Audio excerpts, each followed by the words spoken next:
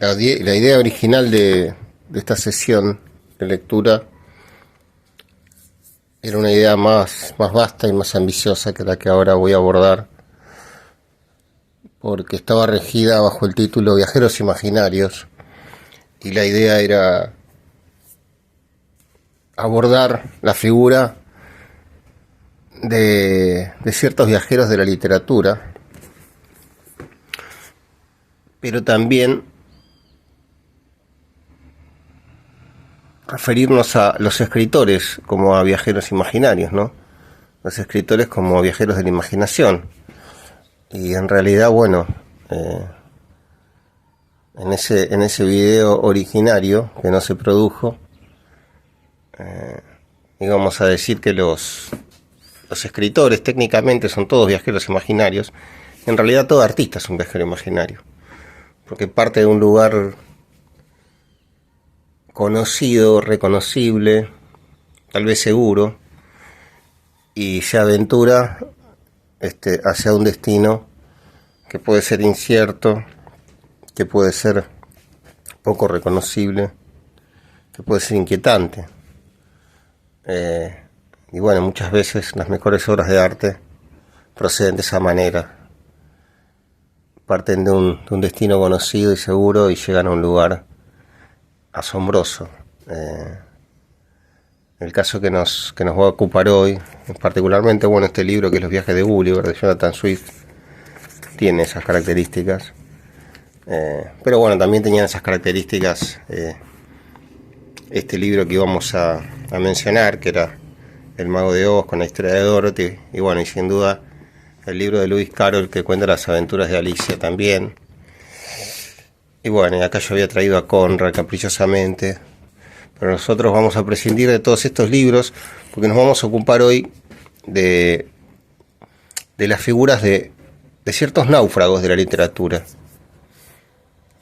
Básicamente de dos náufragos. Uno es el náufrago que imagina Robinson Crusoe, Daniel Defoe, Robinson Crusoe, que está inspirado en un hombre llamado Alexander Selkirk, que es un tipo con el que conversó Daniel Defoe, que le contó su historia, y que estuvo 4 años abandonado en una isla en Chile.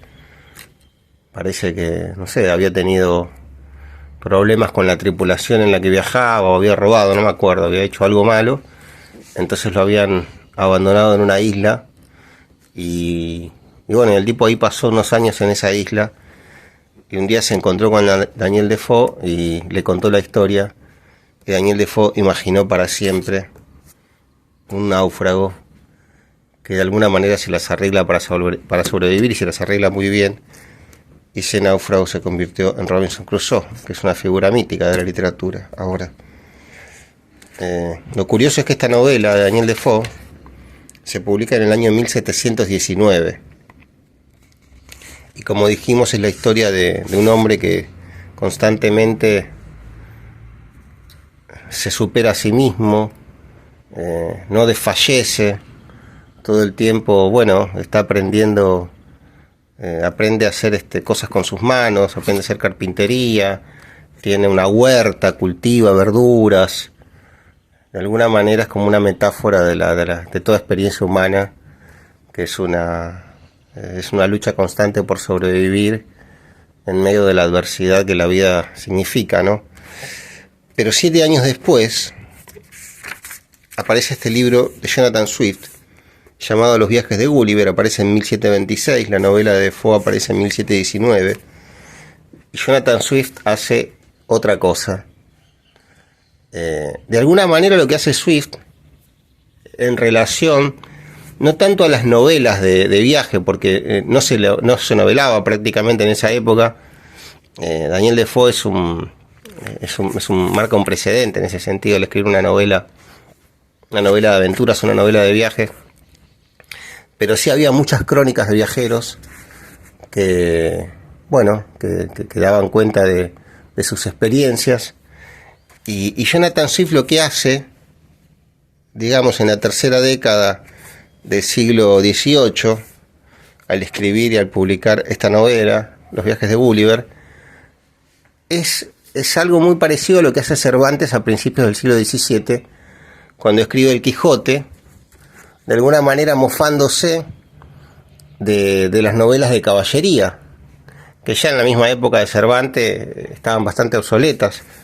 Pero Swift hace lo mismo, porque lo que hace Swift es hacer una crítica despiadada, ácida y corrosiva de la sociedad en la que vive, y eso se ve reflejado claramente en los 4 viajes que hace, a donde de alguna manera están representados el rey, la sociedad y lo peor de la sociedad.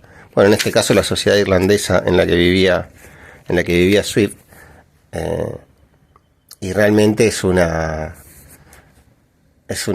locura esta novela, pero más allá de eso, lo que hace Swift es imaginar unos mundos posibles absolutamente extraordinarios, y bueno, y aparte contados de un modo magistral. Vamos a mencionar, también para descartarlos ya de entrada, este libro que es el Robinson suizo, escrito por este hombre que se llama Joan David Wyss, que bueno, en realidad lo curioso de este libro es que es en este libro se aborda, digamos, la idea original que aborda Defoe, pero en este caso es una familia la que naufraga en una isla, es decir, un padre, una madre y sus hijos, y lo que tienen que hacer, bueno, es sobrevivir, y esto fue escrito por este hombre, que era un escritor suizo, a principios del siglo XIX, y el libro recién fue publicado por su hijo, una vez que este hombre ya había muerto. Y un dato curioso es que Julio Verne toma este libro y hace una segunda parte, que creo que se llama Segunda Patria. Bueno, a Verne le gustaba hacer eso. También Verne hace una continuación de la novela de Edgar Allan Poe, llamada Las aventuras de Arthur Gordon Pym, que es la única novela que escribe Poe, que es una novela así como de piratería. Yo lo poco que recuerdo, yo la leí cuando era adolescente, es que el protagonista es un chico, un adolescente que está embarcado, y bueno, y todo sucede en alta mar, y Julio Verne toma esa novela de Poe y también le encuentra una continuación. Bueno, y Julio Verne tiene su propia novela, Escuela de Robinsones, con el tema del náufrago, que yo lo tengo en una edición de Salvat, pero que no encontré para esta charla. Y acá yo también traje una novela de Umberto Eco que se llama La isla del día antes, que bueno, Umberto Eco es un loco, ¿no? Erudito, pero digo, Umberto Eco tiene el afán medievalista, era un experto en el medioevo, pero también tiene el afán filosófico, entonces es una novela que tiene características filosóficas. Yo no sé, yo había marcado, a ver si tenía alguna página marcada. Bueno, en esta novela de Umberto Eco, un joven llamado Roberto de la Grip naufraga y llega hasta una embarcación abandonada que está justo enfrente de una isla. Y bueno, es una locura. Ahí se pone a recordar su pasado, todo el tiempo escribe cartas a una mujer a la que llama señora. Y por ejemplo tiene reflexiones, este náufrago, de esta índole. Dice: y aquí estoy yo iludiéndome sobre la ilusión de una ilusión, yo ilusión de mí mismo, y tenía que perderlo todo y caer en este hueco perdido en las antípodas para entender que no había nada que perder. Mas comprendiendo esto, no gano quizá todo, pues que me convierto en el único pensante en el que el universo reconoce la propia ilusión. Y sin embargo, si pienso, no quiere decir que tengo un alma, oh, qué maraña. El todo está hecho de nada y sin embargo, para entenderlo es necesario tener un alma que por poco que sea, nada no es.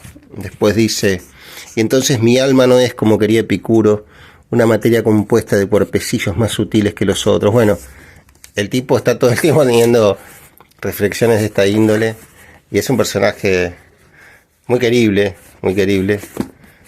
Bueno, una rareza, otro náufrago de la literatura. Bueno, pero ahora nosotros nos vamos a situar a principios del siglo XVIII, y vamos a ver qué es lo que nos dice Borges acerca de Daniel Defoe, el autor de Robinson Crusoe.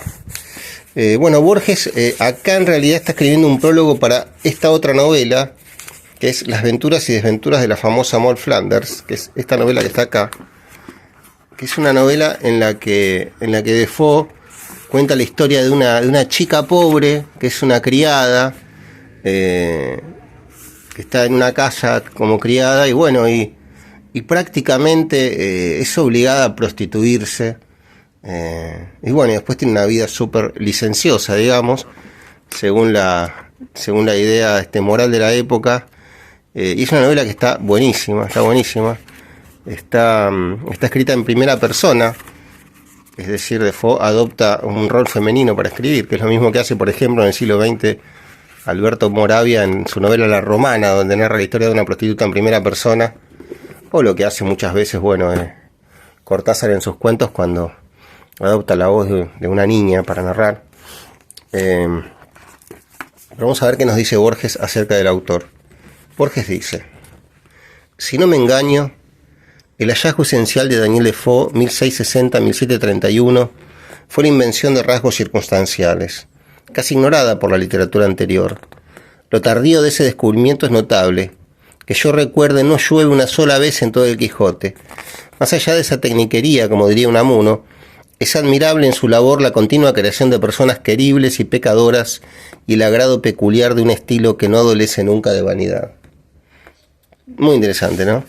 Sainsbury opina que su obra marca una etapa entre la novela de aventuras y la hoy llamada psicológica. Las dos de hecho se confunden. Bueno, a ver qué más dice acá. Dice: nieto de un señor rural e hijo de un carnicero. Bueno, Defoe era hijo de un carnicero que se ocupaba de sacar el sebo de los animales y con eso, bueno, no sé qué hacía. Daniel Defoe nació en Londres. Su padre firmaba Foe. Daniel previsiblemente agregó la partícula nobiliaria. Recibió una esmerada educación en un colegio disidente. Los negocios los llevaron por tierras de Portugal, de España, de Francia, de Alemania y de Italia. Se le ha atribuido un panfleto contra los turcos. Estableció un negocio de mercería. Conoció la quiebra, la cárcel y la picota, a la que dedicó un himno. No desdeñó el ejercicio del espionaje. Bueno, y acá dice: era de monólogo, su historia política del diablo data de 1726. Bueno, y acá nos cuenta el momento en el que conversa con Alexander Selkirk, me parece. Acá dice: Defoe, dicho sea de paso, mantuvo en el puerto de Bristol un largo diálogo con Alexander Selkirk, que vivió 4 años y 4 meses en la isla de Juan Fernández al oeste de Chile, y que sería el prototipo de Crusoe. Bueno, Neruda, en un libro que se publica póstumamente, que se llama Para nacer he nacido, es un libro de relatos, de prosas, no de relatos, sino de crónicas. En una crónica refiere la historia de Alexander Selkirk y del lugar a donde estuvo confinado en Chile, ¿no? En la patria de Neruda. Bueno, pero vamos a ver en esta edición barata que yo tengo y que tiene una noticia preliminar que carece de firma, ¿qué nos dicen de Defoe? A ver qué dice esto. En esta novela, que ya tiene casi 300 años, el lector se encuentra con todos los obstáculos y vicisitudes que atraviesa su protagonista para poder sobrevivir durante gran cantidad de años en una isla desierta, desde la imaginación y perspectiva de un escritor inglés del siglo XVIII. ¿Quién es Robinson? ¿Cómo es? ¿Cuáles son sus deseos? Bueno, para varios lectores célebres, entre ellos Carlos Marx, Robinson Crusoe se evidenciaba como un claro ejemplo del hombre individualista y económico que organiza su vida y la relación con los otros basándose en un concepto utilitario. Bueno, a ver qué dice acá. El autor y su obra. Daniel Defoe, el D, aparecería años después. Nació en Londres en 1660. Su padre, James Foe, era un pequeño comerciante de origen flamenco que no comulgaba con las ideas religiosas imperantes y pretendía que su hijo fuese sacerdote presbiteriano. Bueno, ahí está. Bueno, era comerciante. Pero vamos a ver algunas partes del libro.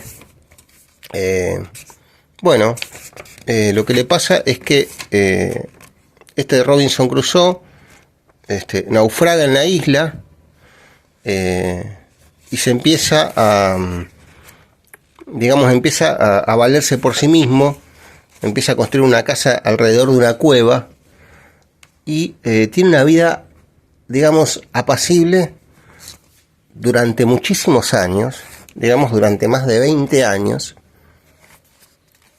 hasta que un día descubre en la arena de la playa, en la isla en la que él vivía, la huella de un pie humano, y eso se convierte para él en una amenaza terrible. Bueno, este es un libro que está ilustrado. El protagonista de la historia, entonces vive en una cueva, solo en una isla. Además de la cueva ha construido otra casa, o sea que tiene 2 residencias. Solo tiene la compañía de sus mascotas, un loro, un viejo perro, una cabra, y así transcurre su vida. Y cuenta, por ejemplo, el autor. Bueno, acá cuenta cómo estaba digamos, criando cabras. Decidí cercar un terreno de unas 150 yardas por 100, lo cual me llevó casi 3 meses. Durante este tiempo mantuve mis cabras en la mejor parte del terreno. Bueno, todo resultó como esperaba y al cabo de 1 año y medio tenía un rebaño de 12 cabras, incluyendo crías. 2 años más tarde sumaba 43. Bueno, es un tipo muy, muy práctico y tiene la suerte, característica que ha sido bastante criticada en la obra de Defoe, tiene la suerte de que hay un barco encallado digamos, a muy poca distancia de la isla, y en ese barco hay absolutamente de todo, herramientas, todo tipo de artilugios, incluso armas de fuego, y bueno, y Robinson, ni bien llega a la isla, en una serie digamos, exploraciones que realiza yendo a nado hasta el barco, se va proveyendo de todos estos instrumentos y su vida de esa manera se hace mucho más fácil. Acá dice, por ejemplo, el más estoico se habría reído a carcajadas al verme sentado a la mesa rodeado de mi pequeña familia. Era el amo y señor de toda la isla, tenía absoluto control sobre las vidas de mis súbditos, podía ahorcarlos, apresarlos, liberarlos. Entre mis súbditos no había rebeldes. Como un rey, comía solo y asistido por sirvientes. Polly, como si fuera mi favorito, era el único que podía dirigirme la palabra. Polly era el loro. Mi perro, que ya estaba viejo y maltrecho, se echaba a mi derecha. Los 2 gatos se paraban uno a cada lado de la mesa, esperando que de vez en cuando les convidara bocado. En abundancia y con buena compañía transcurría mi vida, sin poder quejarme de alguna falta más que de la compañía de otras personas, aunque luego también la tuve. Luego tuvo la compañía de otra persona. Bueno, así cuenta en primera persona el protagonista su vida en la isla.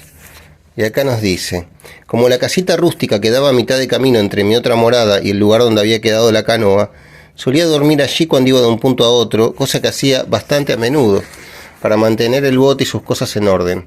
A veces solo hacía el recorrido para entretenerme un poco, pues por el momento no estaba dispuesto a hacer viajes peligrosos ni alejarme demasiado de la orilla, pero aquí comienza una nueva etapa de mi vida en la isla. Y cuenta el protagonista: un mediodía, yendo hacia mi canoa, me sorprendió enormemente descubrir la huella de un pie desnudo, perfectamente marcada sobre la arena. Quedé paralizado, como abatido por un rayo o como si hubiera visto un fantasma. Escuché atentamente y miré a mi alrededor, pero no percibí nada extraño.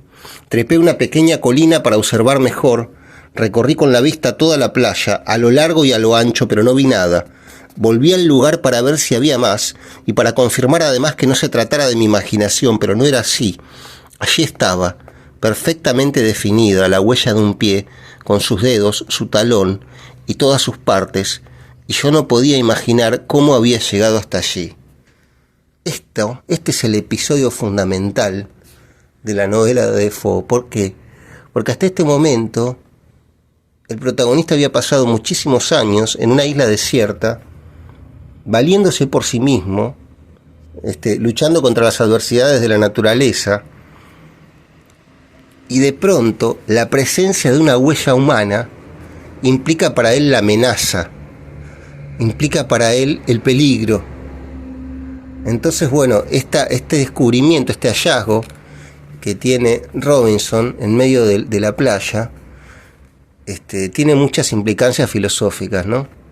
El otro humano, la presencia de otro humano, la presencia de otro semejante, implica una amenaza que pone a Robinson al borde del terror. Miguel de Unamuno, en algún lado, yo creo que en un relato, hace una reflexión larga respecto de esta circunstancia que acabamos de referir de la novela de Defoe. Bueno, sigue el protagonista, dice: no dormí en toda la noche. Mientras más tiempo pasaba del hallazgo, más crecían mis temores. Mi reacción era todo lo contrario a la de cualquier ser atemorizado, pues estaba tan aturdido por los terrores que imaginaba que no tenía más que pensamientos terribles, aún estando a salvo en mi morada. Llegué a pensar que la huella podía ser del mismísimo demonio y justificaba mi suposición con las más extrañas preguntas.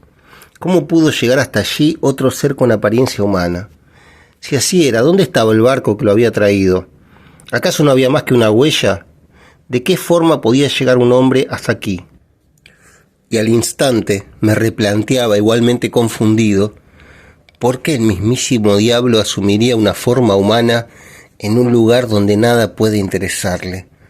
¿Por qué dejaría solo una huella y sin tener la certeza de que yo la vería? Bueno, y así sigue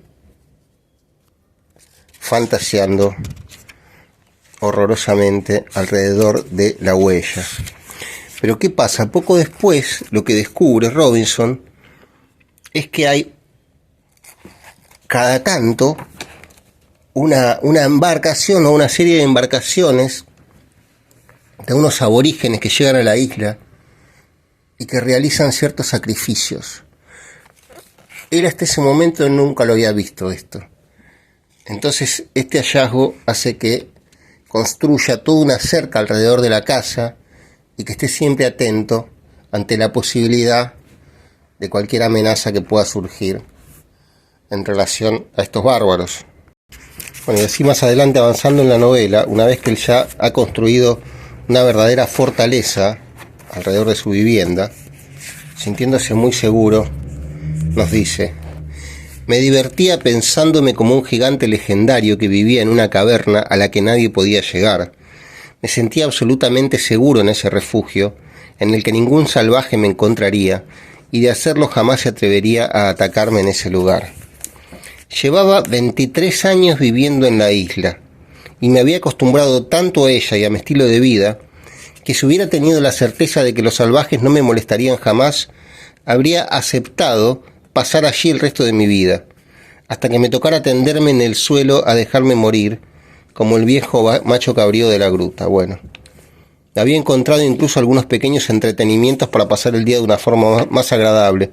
Primero, como ya he contado, le enseñé a hablar a mi pequeño Polly, y esto es muy importante porque lo que le pasa a Robinson es que él necesita hablar con alguien, entonces le enseña a hablar a su loro, pero después, cuando él tiene la posibilidad de educar a Viernes, que es el aborigen que se encuentra, que de alguna manera él rescata porque era un hombre al que iban a sacrificar, él decide educarlo, decide enseñarle a hablar para poder tener alguien con quien conversar. Bueno, entonces ahí dice que su gran compañero fue el loro, que solía decir: pobre Robinson Crusoe. Después, bueno, mi perro también fue un excelente compañero durante casi 16 años hasta que murió de viejo. Los gatos, por su parte, se multiplicaban tanto que me vi obligado a matar a muchos para evitar que acabaran con todas mis provisiones. Una vez que murieron los dos que me había traído del barco, perseguí tanto al resto que terminaron huyendo al bosque y volviéndose salvajes. Bueno, y así. Además de aquellas mascotas, tenía siempre conmigo 2 o 3 cabritos muy mansos que comías de mi mano, y 2 loros más que, si bien podían decir mi nombre, jamás pudieron superar a Polly, aunque debo admitir que nunca les dediqué el tiempo de enseñanza que a él. Tenía también algunos pájaros marinos de especies que desconozco, que había traído de la playa, de los que les corté las alas. Estas aves formaban sus nidos en el espeso follaje que crecía. Bueno, todo el tiempo, digamos, está haciendo reflexiones Robinson respecto, como decía antes, de de la superación personal, de lo importante que es tener la capacidad de afrontar los problemas y de resolverlos. Y de hecho, bueno, tan es así que a fines del siglo XIX, un escritor llamado Wilkie Collins, un escritor inglés, que escribe una novela detectivesca, digamos, ¿no? de ribetes policíacos, que se llama La Piedra Lunar, toma a la figura de Robinson como inspiradora para el mayordomo de esta novela, que es un mayordomo cuyo nombre ahora se me escapa, pero que todo el tiempo está consultando. Él tiene una edición del Robinson Crusoe, y cuando está en alguna duda, en algún en algún vericueto problemático, va hasta su habitación, agarra el libro de Robinson, agarra la novela de Defoe, abre el libro en cualquier parte, como hacían algunas personas devotas, digamos, que abrían la Biblia para buscar una palabra que les pudiera dar alguna solución a su vida, y bueno, y lee un fragmento de Robinson Crusoe y encuentra ahí de alguna manera una metáfora de lo que le pasa. Esa novela de Wilkie Collins es curiosa porque está contada, es una misma historia que está contada por diversas personas, que es un recurso que, bueno, que luego utiliza, por ejemplo, Akira Kurosawa, ¿no? En su película Rashomon, que es un clásico, y que está basada en un cuento de un escritor japonés llamado Kawabata. Y bueno, después es un recurso que, por ejemplo, ha sido muy utilizado, utiliza Roberto Bolaño en la segunda parte de Los Detectives Salvajes, ¿no? El hecho de contar una misma historia, pero desde el punto de vista de muchas personas diferentes. Pero bueno, nosotros vamos a leer el encuentro entre Robinson y Viernes, y después ya nos vamos a ir a Swift, que es, a mi juicio, bueno, infinitamente superior a Robinson. A ver qué dice acá. Bueno, lo que sucede más adelante es que un día, mientras Robinson está escondido en una colina, puede ver desde allí una serie de embarcaciones. Dice, desde allí pude ver con mi catalejo que no eran menos de 30 hombres alrededor de una fogata preparando su banquete. Eran caníbales, aunque no podía ver qué era lo que estaban cocinando. Los vi bailar alrededor del fuego según sus costumbres, haciendo toda clase de movimientos y contorsiones. Bueno, ¿y qué pasa? Uno de ellos cayó al suelo, golpeado con una masa, y de inmediato dos salvajes comenzaron a despedazarlo. Mientras tanto, el otro prisionero esperaba su turno, pero de un momento a otro, tal vez inspirado por un instinto de la naturaleza, el miserable cautivo comenzó a correr a toda velocidad por la playa, nada menos que en dirección hacia mi refugio. Confieso que me horroricé al ver que se acercaba a mí, sobre todo porque el resto comenzó a seguirlo. Me sorprendí al ver que, tal como ocurría en mi sueño, el salvaje corría a refugiarse en mi arboleda, y no recuperé el aliento hasta advertir que solo lo perseguían 3 hombres, a quienes les llevaba una gran ventaja, por lo que si lograban mantener esa carrera por media hora más, yo no lo alcanzarían. Bueno, la cuestión es que matan a los perseguidores. Entonces se queda Robinson con este fugitivo, y Robinson piensa, fue entonces cuando supe que era el momento de tener un sirviente, quizás hasta un amigo o un compañero, y que la providencia me había encomendado rescatar a ese joven desesperado. Bajé a toda velocidad por la escalera, tomé las 2 escopetas que había dejado al pie y volví a subir a la colina con la misma prisa para bajar por el otro lado hasta la playa. Bueno, entonces la cuestión es que finalmente, bueno, matan al perseguidor, y dice Robinson, volví a hacerle señas para que se acercara, y así lo hizo de a poco, arrodillándose cada 10 o 12 pasos en muestra de agradecimiento por haberle salvado la vida. Le sonreí y lo miré amablemente para que siguiera avanzando. Cuando llegó hasta mí, volvió a arrodillarse, besó la tierra y apoyó su cabeza sobre el suelo. Luego tomó mi pie y lo colocó sobre ella, como haciéndome saber que juraba ser mi esclavo para siempre. Lo levanté y lo alenté como pude, ya que aún teníamos trabajo por hacer, pues advertí que el salvaje que había derribado de un colatazo no estaba muerto. Bueno, entonces nada, entonces el salvaje agarra la espada de Robinson y le corta la cabeza al tipo que lo venía persiguiendo. Luego de matar a su enemigo, vino hacia mí sonriendo en señal de triunfo para devolverme la espada, y mientras me hacía gestos que yo no comprendía, colocó junto a mis pies la cabeza del salvaje. Bueno, después cuenta Robinson que este salvaje, que finalmente se llamaría Viernes, le dice que por qué no se lo comen al tipo este que había matado. Entonces Robinson lo tiene que educar enseñándole que comer personas no está bien. Y cuenta después acerca de Viernes. Era un joven apuesto, robusto y fuerte, no demasiado alto pero atlético. Tendría unos 26 años y su rostro era amable, sin ninguna hostilidad ni fiereza, aunque muy varonil. En sus rasgos se veía la suavidad y dulzura de los europeos, sobre todo al sonreír. Su cabello era largo y negro, y no se encrespaba como lana. Su frente era grande y despejada, y en su mirada se notaba vivacidad. Bueno, y así, su cara era redonda. Después de descansar cerca de media hora se despertó. Bueno, entonces ellos empiezan a ser amigos. Lo primero que hace Robinson, bueno, lo llama Viernes porque es el día en que lo encontró, y lo primero que hace es enseñarle a hablar, porque básicamente lo más terrible para él en esos años de la isla era no tener la posibilidad de conversar con nadie. Entonces cuando le enseña a hablar a Viernes, de alguna manera, bueno, ese afán que tiene la especie humana esencial de sociabilizar se ve satisfecho, se ve verificado, y suponemos que Robinson estaba bastante más tranquilo que en un principio.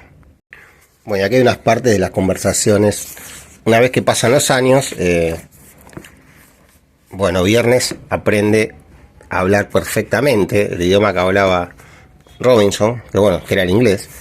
Y entonces tiene unas conversaciones deliciosas.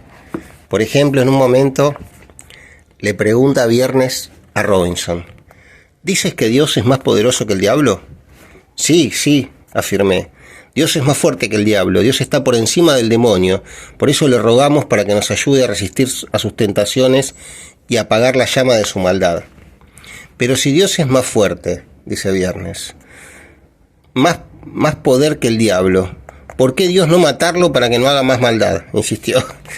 Quedé muy sorprendido ante su pregunta, pues aunque yo ya era un adulto, no era más que un aprendiz en cuestiones teológicas, y carecía de la sabiduría necesaria para responder semejante pregunta. No supe qué decir de inmediato, y fingí no haber entendido, así que le pedí que repitiera su inquietud. Y Viernes estaba tan ansioso por obtener una respuesta que repitió las mismas palabras. Habiéndome dado algo de tiempo para pensar, serenamente le respondí: cuando sea el final, Dios lo castigará severamente. Habrá que esperar el día del juicio final, cuando el diablo será arrojado a un abismo sin fondo, donde se consumirá en el fuego eterno. No satisfecho con aquella respuesta, intentando repetir mis palabras, insistió: esperar final, yo no entiende. ¿Por qué no matar al diablo ahora? ¿Por qué no mucho antes? Yo también podría preguntar, dice Robinson, ¿por qué Dios no nos mata a nosotros cuando hacemos cosas que le ofenden? Él siempre nos dará una oportunidad de arrepentirnos y ser perdonados. Se quedó pensando un momento y luego me dijo conmovido: bien, eso es muy bien. Tú, yo, diablo, todos hacer mal pero arrepentidos. Dios perdonar todos. Bueno, esto es lo que sucede constantemente en el libro de Daniel Defoe, que tiene un carácter aleccionador y muchas veces moralizante, que, bueno, por ese motivo muchos se han mofado del libro, y entre ellos, aunque de una manera artística sin igual, lo hizo Jonathan Swift en este libro que originalmente fue publicado con el seudónimo Lemuel Gulliver, y que se divide en 4 partes, y de hecho en la tercera de esas partes, el capitán que invita al protagonista a viajar se llama Robinson. Acá dice: no llevaba en casa arriba de 10 días cuando el capitán William Robinson de Cornwall, comandante del Hopewell, sólido barco de 300 toneladas, se presentó a verme. Bueno, y ahí lo invita a viajar. Lo que le pasa a Gulliver, al protagonista de estos viajes, es que constantemente lo tientan para viajar, y constantemente se deja tentar y sale de travesía, sale en un barco, primero en carácter de médico, él es médico, y bueno, y finalmente creo que en el último de sus viajes, o en el tercero de sus viajes, ya en carácter de capitán, y siempre, una vez naufraga, otra vez toman el barco unos piratas y lo dejan en una isla. Siempre tiene un problema y queda abandonado en un lugar desierto, en una tierra desierta, en una tierra desconocida, y en cada una de esas tierras suceden cosas extraordinarios. Bueno, quizá los viajes, los más célebres de los viajes de Gulliver son los dos primeros. En el primero de sus viajes queda varado en la tierra de los liliputienses, que son unos pequeños seres de 6 pulgadas, y bueno, y ahí ocurre una serie de aventuras, y todo el tiempo lo que hace Jonathan Swift es mofarse de la sociedad, de la realeza. De hecho, en un momento, en principio lo atacan porque se sienten amenazados los liliputienses, después se hacen amigos de Gulliver, y en un momento se está incendiando el palacio del rey de Lilliput, y Gulliver, como no tiene tiempo de hacer otra cosa, apaga el incendio orinando sobre el palacio y sobre el rey. Pero bueno, realmente es algo muy corrosivo. Jonathan Swift era un tipo de una inteligencia extraordinaria. Era un tipo que vivió los últimos años de su vida recluido. Su padre había muerto poco tiempo antes de que él naciera, y su madre, que era inglesa, él era irlandés, había vuelto a Inglaterra y le había dejado el cuidado de un tío. Este tío se encargó de su educación, y bueno, desde muy chico él tenía lo justo para vivir. En el colegio andaba siempre con ropas raídas, sus compañeros lo dejaban de lado, y bueno, le costó mucho poder sobrevivir. En un momento de su vida, cuando ya es grande, lo contratan para ser preceptor de una niña que tenía 8 años, y tiempo después él se reencuentra con esa niña cuando tiene 15 años y se enamora perdidamente de ella.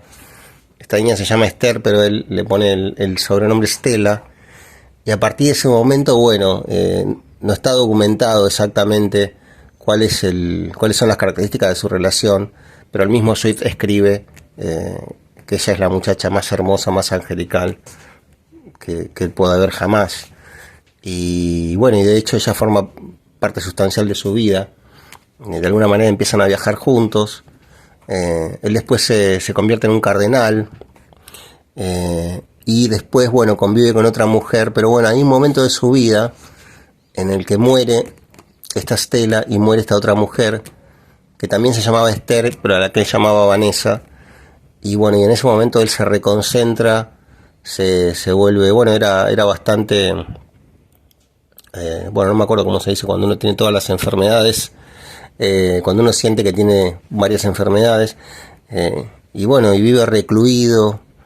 Escribe en un momento un texto que ya es célebre, de una carilla o dos, que se llama Una humilde proposición, donde él dice que él hace esa proposición para acabar con el hambre de los campesinos de Irlanda, y sugiere que lo que hay que hacer es comerse a los niños, comerse a los bebés, desde que nacen, que son chiquitos, que son tiernos, hasta que tienen 4 o 5 años, y de esa manera se va a acabar con el hambre de los campesinos.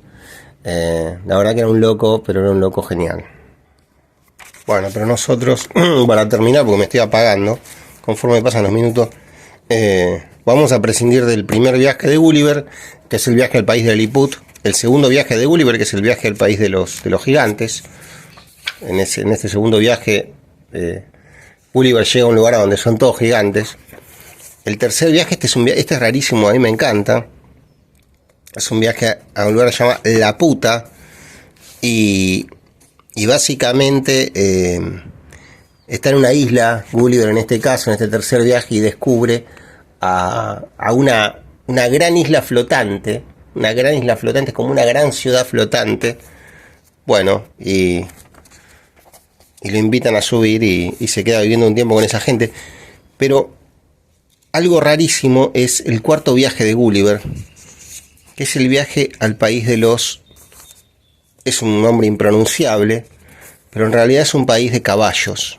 Es un país de caballos donde los que gobiernan son caballos, y los humanos, llamados Yahoos, son unos seres bestiales, estúpidos, y que son dominados por los caballos. Es un poco, bueno, la idea del planeta de los simios, que todos conocemos, pero en este caso en lugar de monos, los que gobiernan, los que mandan, y los seres racionales son caballos. Bueno, acá está, esta es la cuarta parte de los viajes de Gulliver. En este caso, el país es el país de los Oisns. O sea, es una serie de consonantes impronunciables. Y lo que le pasa en este capítulo es que lo que le pasa a Gulliver es que el barco en el que viaja es tomado por unos piratas. Bueno, él se convierte en prisionero y finalmente lo abandonan en una isla. Para que él se arregle a su suerte, y en esa isla descubre a unos seres extrañísimos. Cuenta Gulliver: andaba yo con gran precaución, temeroso de verme sorprendido o herido de pronto por una flecha que me disparasen por detrás o por un lado. Entré en un camino muy trillado donde se veían numerosas pisadas humanas. Bueno, entonces empieza a ver unos seres, dice. Tenían la cabeza y el pecho cubierto de espeso pelambre. Bueno, estos seres se iban acercando a él mientras él caminaba por una especie de selva. Estos seres, dicen, no tenían cola y solían sentarse y tumbarse, con frecuencia se sostenían en los pies traseros, trepaban a los árboles más altos con prontitud de ardilla, a menudo daban brincos, brotes y saltos. Las hembras no eran tan grandes como los machos, bueno, se paraban en dos patas y tenían mucho pelo. Pero él hasta ese momento no se dio cuenta de que estos eran seres humanos. Eran como seres humanos, solo que mucho más peludos, que tenían en los pies una especie de garras. Es decir, era una variedad de la especie humana que había desarrollado una serie de características físicas que le permitía adaptarse al lugar salvaje en el que vivían. Y cuenta Gulliver: no había avanzado mucho cuando encontré que me cerraba el camino y venía directamente hacia mí uno de los animales que he descrito. El horrible monstruo, al verme, torció repetidamente todas las facciones de su cara y quedó mirándome fijamente, como algo que no hubiese visto en su vida. Y luego, acercándose más, levantó la pata delantera, no sé si llevado de curiosidad o de malas intenciones. Yo saqué mi alfanje y le di un buen golpe de plano, no atreviéndome a darle con el filo por si los habitantes se encontraban contra mí, al saber que había muerto o dejado inútil a una pieza de su ganado. Cuando la bestia sintió el golpe, se hizo atrás y rugió tan fuerte que una manada de 40 por lo menos se vino en tropel sobre mí desde el campo inmediato, aullando y haciendo gestos horribles. Pero yo corrí al tronco de un árbol y, guardándome con él la espada, los contuve a distancia blandiendo el alfanje. Y bueno, cuando estaba amenazado ahí por todas estas criaturas salvajes, dice Gulliver, en medio de este apuro, vi que todos se echaban a correr de repente con la mayor velocidad de que eran capaces, con lo cual yo me arriesgué a separarme del árbol y a seguir el camino, admirado de qué podría pasar, de qué podría haber sido lo que los asustase de tal modo. Pero mirando hacia mi siniestra mano, vi un caballo que marchaba por el campo reposadamente y que, visto antes que por mis perseguidores, era la causa de su huida. El caballo se estremeció un poco cuando llegó cerca de mí, pero se recobró pronto y me miró cara a cara con manifiestos signos de asombro. Me inspeccionó las manos y los pies dando varias vueltas a mi alrededor. Quise continuar mi marcha, pero él se atravesó en mi camino, aunque con actitud muy apacible y sin intención alguna de violencia en ningún momento. Permanecimos un rato mirándonos con atención. Por fin me atreví a alargar la mano hacia su cuello con propósito de acariciarle, empleando el sistema y el silbido de los jockeys cuando se preparan a montar un caballo que no conocen. Pero este animal pareció recibir con desdén mis atenciones, movió la cabeza y arqueó las cejas, al tiempo que levantaba suavemente la mano derecha como si quisiera desviar la mía. Después relinchó 3 o 4 veces, pero con cadencias tan distintas que casi empecé a pensar que estaba hablándose a sí mismo en algún idioma propio. Bueno, entonces este caballo, asombrado del espécimen que constituía Gulliver, llama a otros caballos, todos lo empiezan a examinar a Gulliver, y finalmente uno de estos caballos los lleva a su casa y vive en una casa con su familia, su mujer, que es una yegua, digamos, y sus hijos, y todos admiran a este espécimen que en una tierra en la que los humanos son salvajes, es un espécimen distinto, delicado, que no tiene el cuerpo cubierto de pelo, de hecho que no está desnudo, todos los demás salvajes están desnudos, los hombres y las mujeres salvajes de la isla están desnudos, pero él no, él está con una ropa, tiene un sombrero. Entonces los caballos lo empiezan a admirar porque no pueden creer lo que están viendo. Cuando están en la casa de este caballo, cuenta Gulliver, a poco de entrar yo, se levantó la yegua de su estera, acercóse a mí, y luego de haberme examinado muy cuidadosamente las manos y la cara, me dirigió una mirada de desprecio. Volvióse luego al caballo y oí que entrambos repetían la palabra Yahoo frecuentemente, palabra cuyo significado no comprendía yo aún, a pesar de ser la primera que había aprendido a pronunciar. Claro, porque cuando lo vieron, entre todos los caballos todo el tiempo decían la palabra Yahoo, los caballos se comunicaban entre sí. Entonces ahí comprendió Gulliver que Yahoo designaba al ser humano que él era, que él constituía, ¿no? Pero pronto quedé mejor enterado, para eterna mortificación mía, pues el caballo, haciéndome signo con la cabeza y repitiéndome la palabra como había hecho en el camino, y yo comprendía significar que le acompañase, me sacó una especie de patio donde levantaba otro edificio a alguna distancia de la casa. En él entramos y vi 3 de aquellos detestables animales que habían sido mi primer encuentro después de tomar tierra, comiendo raíces y carne.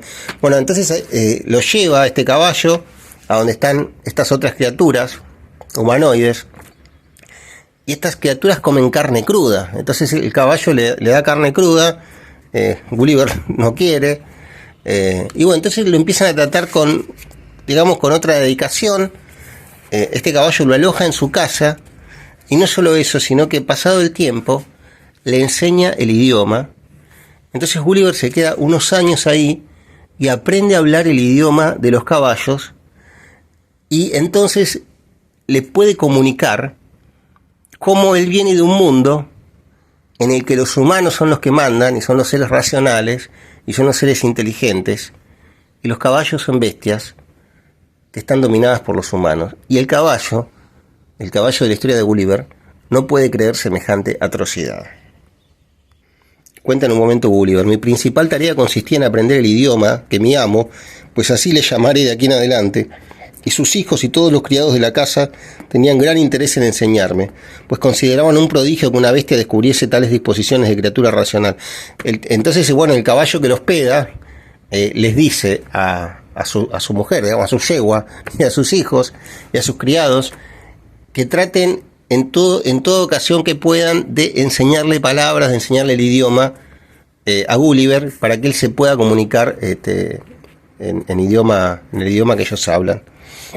Bueno, y acá Swift, que estaba loco, empieza a decir cómo pronuncia las palabras. Dice: pronuncian al hablar con la nariz y con la garganta, y su lenguaje se parece más al alto holandés o alemán que a ningún otro de los europeos que conozco, aunque es mucho más gracioso y expresivo. El emperador Carlos V hizo casi la misma observación cuando dijo que si tuviese que hablar a su caballo, lo haría en alto holandés. Bueno, a ver qué más. Entonces, cuando ya pueden comunicarse bastante bien, Gulliver le empieza a contar a su amo, cuestiones acerca de su vida. Dice: continué que a consecuencia de una riña que habíamos tenido, me desembarcaron en aquella costa, por donde avancé sin saber hacia dónde, hasta que él vino a librarme de la persecución de aquellos execrables yahoos. Me preguntó quién había hecho el barco y cómo era posible que los Huims de mi país encomendaran su manejo a animales. Mi respuesta fue que no me aventuraría a seguir adelante en mi relación si antes no me daba palabra de honor de que no se ofendería. Claro, porque él le tenía que contar que el lugar de donde venía, en ese lugar, los caballos eran bestias salvajes y los humanos eran los que mandaban. Y en ese caso le contaría las maravillas que tantas veces le había prometido. Consintió, y yo continué asegurándole que el barco lo habían hecho seres como yo, los cuales en todos los países que había recorrido eran los únicos animales racionales y dominadores, y que al llegar a la tierra en que nos hallábamos me había asombrado tanto que los Hoynes se condujesen como seres racionales, cuanto podría haberles asombrado a él y a sus amigos descubrir señales de razón en unas criaturas que ellos tenían a bien llamar un Yahoo. Bueno, entonces el caballo le dice que le cuente la historia de sus viajes. Entonces le dice Gulliver: si la buena fortuna era servida a restituirme alguna vez a mi país natal. Bueno, entonces le dice Con todos los respetos para él, su familia y sus amigos, bajo la promesa de que no se ofendería, en nuestra nación difícilmente creería nadie en la existencia de un país donde el Huins, es decir, los caballos, fuera el ser superior y el Yahoo la bestia. Me oyó mi amo con grandes muestras de inquietud en el semblante, pues dudar o no creer son cosas tan poco conocidas en aquel país que los habitantes no saben cómo conducirse en tales circunstancias. En este caso, bueno, una curiosidad de este país de los caballos es que ellos en su idioma no tenían ningún término que designara la idea de la mentira. Cuando alguien decía algo que no era verdad, que era mentira, los caballos decían que estaba diciendo lo que no es, estaba diciendo lo que no era. Es decir, es muy interesante pensar en un idioma que no tiene ninguna definición para la idea del engaño, para la idea de la mentira, ¿no? Ciertamente, bueno, en la especie humana el engaño y la mentira son características esenciales, ¿no? Pero en este caso, en el idioma de estas bestias racionales, la mentira no tenía una palabra equivalente. Dice Gulliver: recuerdo que en frecuentes conversaciones que tuve con mi amo respecto de la naturaleza humana en otras partes del mundo, como si me ofreciese hablar de la mentira y el falso testimonio, no comprendió sino con gran dificultad lo que quería decirle, aunque fuera de esto mostraba grandísima agudeza de juicio. Me arguía que si el uso de la palabra tenía por fin hacer que nos comprendiésemos unos a otros, este fin fracasaba desde el instante en que alguno decía la cosa que no era. La cosa que no era es la mentira, ¿no?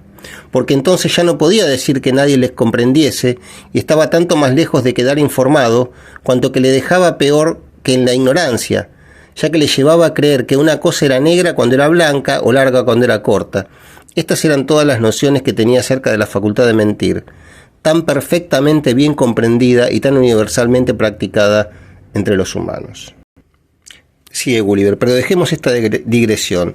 Cuando aseguré a mi amo que los yahoos eran los únicos animales dominadores de mi país, lo que declaró que iba más allá de su comprensión, quiso saber si había hoins, caballos, entre nosotros y a qué se dedicaban.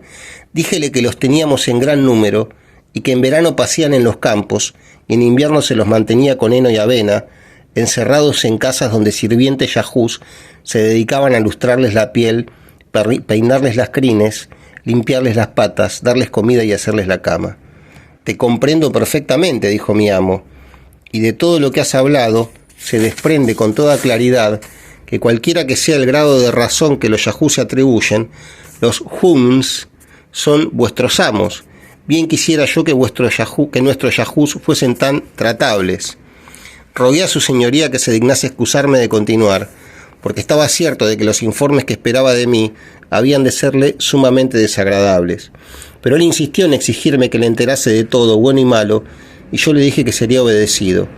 Reconocí que nuestros hoins, que nosotros llamábamos caballos, eran los más generosos y bellos animales que teníamos, y que se distinguían por su fuerza y su ligereza, y cuando pertenecían a personas de calidad que los empleaban para viajar, correr en concursos o arrastrar carruajes, eran tratados con gran regalo y atención, hasta que contraían alguna enfermedad o se despeaban. Llegado este caso, eran vendidos y dedicados a las más ingratas faenas hasta su muerte, y después de ella se les arrancaba la piel, que era vendida para varios usos, y se dejaba el cuerpo para que lo devorasen perros y aves de rapiña. Mas los caballos de raza corriente no tenían tan buena fortuna, pues estaban en manos de labradores y carreteros, que les hacían trabajar más y les daban de comer peor. Describí lo mejor que pude cómo montamos a caballo, la forma y el uso de la brida, la silla, la espuela y el látigo, el arnés y las ruedas. Añadí que le fijábamos planchas de cierta materia dura, llamada hierro, en los extremos de las patas, para evitar que se les rompiesen los cascos contra los caminos empedrados, por donde caminábamos con frecuencia. Es terrible. Mi amo, dice Gulliver, después de algunas reflexiones de gran indignación, se asombró de que nos arriesgásemos a subirnos en el lomo de un Hunt, pues estaba seguro de que el más débil criado de su casa era capaz de sacudirse al yahoo más fuerte, o de aplastarle echándose al suelo y revolcándose sobre el lomo. Le contesté que nuestros caballos eran amaestrados desde que tenían 3 o 4 años, según el uso a que se destinaba a cada cual, que si alguno resultaba extremadamente indócil, se le dedicaba al tiro, que se les pegaba duramente cuando eran jóvenes, por cualquier travesura, y que indudablemente eran sensibles a la recompensa y al castigo. Bueno, y después Gulliver le relata que los seres humanos viven constantemente sumidos en guerras interminables, y eso le causa horror al caballo racional que lo hospeda, porque no entiende cómo puede ser que los seres humanos gasten su energía y finalmente sus propias vidas en luchar en medio de batallas fratricidas, ¿no? Lo que me has contado, dijo mi amo, sobre la cuestión de las guerras, sin duda revela muy admirablemente los efectos de esa razón que os atribuís. Sin embargo, es fortuna que resulte mayor la vergüenza que el peligro, ya que la naturaleza os ha hecho incapaces de causar gran daño. Con vuestras bocas, al nivel mismo de la cara, no podéis morderos unos a otros con resultado, o mejor, a menos que os dejéis. Y en cuanto a las garras de las patas delanteras y traseras, son tan cortas y blandas, que uno solo de nuestros yahú se levantaría por delante a una docena de los vuestros. Por lo tanto, no puedo menos de pensar que al referirte al número de los muertos en batalla, has dicho la cosa que no es. Claro, Gulliver le cuenta la cantidad de gente que muere en las guerras, y entonces el caballo le dice que le está mintiendo, porque las capacidades físicas de los seres humanos son tan cortas, tan débiles, que cómo van a matar a tanta gente. No pude contener, dice Gulliver, un movimiento de cabeza y una ligera sonrisa ante su ignorancia. Y como no me era ajeno el arte de la guerra, le hablé de cañones, culebrinas, mosquetes, carabinas, pistolas, balas, pólvoras, espadas, bayonetas, batallas, sitios, retiradas, ataques, minas contra minas, bombardeos, combates navales, buques hundidos con 1 millar de hombres, 20.000 muertos de cada parte, gemidos de moribundos, miembros volando por el aire, humo, ruido, confusión, muertes por aplastamiento bajo las patas de los caballos, huidas, persecución, etcétera, etcétera, etcétera. Y para enaltecer el valor de mis queridos compatriotas, le aseguré que yo les había visto volar 100 enemigos de una vez en un sitio y otros tantos en un buque, y había contemplado cómo caían de las nubes, hechos trizas los cuerpos muertos, con gran diversión de los espectadores. Iba a pasar a nuevos detalles cuando mi amo me ordenó silencio. Díjome que cualquiera que conociese el natural de los yahús podía fácilmente creer posible en un animal tan vil todas las acciones a que yo me había referido, si su fuerza y su astucia igualaran a su maldad.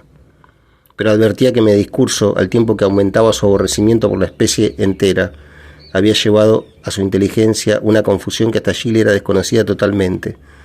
Pensaba que sus oídos, hechos a tan abominables palabras, pudieran por grados recibirlas con menos execración. Bueno, es hermoso, es súper interesante ver cómo Gulliver pone, cómo Jonathan Swift pone, digamos, en la mirada de un caballo, en este caso de un caballo racional, el horror que inspiran, las más execrables de las acciones humanas, tales como la guerra, ¿no? Bueno, vamos a terminar con esto que dice acá. Dice Gulliver: voy a tener con el lector la ingenuidad de confesar que aún había un motivo mucho más poderoso para la franqueza que puse en mi descripción de las cosas. Todavía no llevaba un año en aquel país y ya había concebido tal amor y veneración por los habitantes que tomé la resolución firme de no volver jamás a sumarme a la especie humana y de pasar el resto de mi vida entre aquellos admirables hunts, en la contemplación y la práctica de todas las virtudes, donde no se me ofreciera ejemplo ni excitación para el vicio, pero había previsto la fortuna, mi constante enemiga, que no fuera para mí tan gran felicidad. Pero bueno, es muy loco pensar que esto mismo que le sucede a Gulliver, que en un momento, mientras está viviendo en un país dominado por los caballos, que son caballos comprensibles, son caballos locuaces, son caballos que no conocen la mentira, de pronto tiene la intención de quedarse a vivir con ellos para siempre, de abandonarlo todo. Incluso, Gulliver tenía mujer e hijos, de abandonar a su familia, de abandonar la civilización humana para quedarse a vivir en esa civilización de caballos racionales. Y esa misma inquietud es la que tiene Robinson Crusoe en un momento en la isla, cuando dice, hoy lo hemos leído, que si él no sintiera la amenaza de esos salvajes que llegaban a la isla, se hubiera quedado para siempre a vivir ahí. Bueno, estas fueron quizás un poco largas, pero historias de náufragos de la literatura y bueno, también son como náufragos de la experiencia humana. Yo voy a cerrar este video con una confesión. Yo leí este libro, Robinson Crusoe. Yo debía tener unos 19 años y en ese momento, bueno, me había abandonado todas mis amistades, todos mis hábitos y vivía encerrado en un departamento y pasaba meses sin salir a la calle, 3, 4, 6 meses. Y en ese momento, cuando yo leía este libro en ese departamento, yo sentía que ese departamento, que era mi casa, era mi isla, que yo era ese Robinson y que esa era mi isla. Y sin duda, bueno, la lectura de este libro me ayudó a sobrevivir a esa época. Y bueno, y hoy me ayudó a hacer este video que ya se está terminando.